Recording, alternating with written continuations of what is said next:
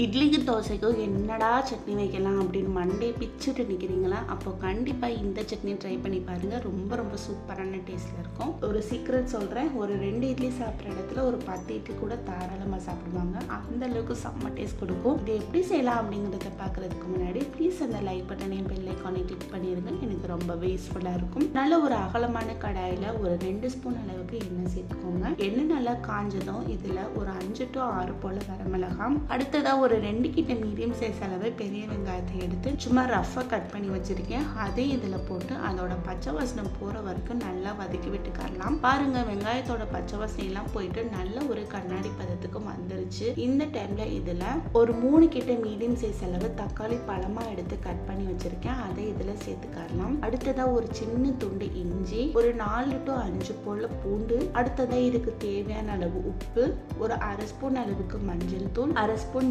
ஜீரகம், ஒரு சின்ன துண்டு புளி, இதையும் அது கூட போட்டு அது கூட சேர்த்து நல்லா வதக்கி விட்டுக்கலாம். போட்டு தக்காளி நல்லா சாஃப்டா வதங்கி வரணும். அது வரைக்கும் இதை நல்லா வதக்கி விட்டுட்டே இருங்க. வதக்கி விட்டுட்டே இருக்கும் போது ஒரு பெரிய கைப்பிடி அளவுக்கு கருவேப்பிலை எடுத்து உச்சமே இல்லாம போட்டுருங்க. ஏன்னா கருவேப்பிலை நம்ம வீட்டுல யாருமே சாப்பிட மாட்டாங்க. இந்த மாதிரி சட்னியில போட்டு அரைச்சு கொடுக்கும் போதுதான் நல்லா சாப்பிடுவாங்க. அதனால கூச்சமே இல்லாம கொஞ்சம் நிறையவே எடுத்து போட்டு அதையே சேர்த்து நல்லா வதக்கி விட்டுட்டு ஒரு 5 நிமிஷத்துக்கிட்ட மூடி வச்சிடலாம். தக்காளி நல்லா சாஃப்டா வதங்கி வரட்டும். ஒரு 5 நிமிஷத்துக்கு அப்புறம் ஓபன் பண்ணி பார்த்தீங்கன்னா சூப்பரா தக்காளி நல்லா சாஃப்டா வதங்கி வந்துருச்சு. இந்த டைம்ல இதை நல்லா மிக்ஸ் பண்ணி விட்டுட்டு இது நல்லா ஆறி வந்த பிறகு ஒரு மிக்ஸி ஜார்ல போட்டு நல்லா சட்னி பதத்துக்கு அரைச்சி எடுத்துட்டு ஒரு பாத்திரத்துல சேர்த்துக்கலாம். இப்பவே சட்னி ரொம்ப ரொம்ப சூப்பரான டேஸ்ட்ல தான் இருக்கும். இன்னும் கொஞ்சம் டேஸ்ட் இருந்தா நல்லா இருக்கும் அப்படிங்கிறதுக்காக குட்டியா ஒரு தாளிப்பு ரெடி பண்ணிடலாம். அதுக்கு ஒரு குட்டி கடாயில ஒரு 2 ஸ்பூன் அளவுக்கு எண்ணெய், உளுந்து, கடுகு, கருவேப்பிலை இது எல்லாத்தையும் போட்டு நல்லா புசு புசுன்னு தாளிச்சுட்டு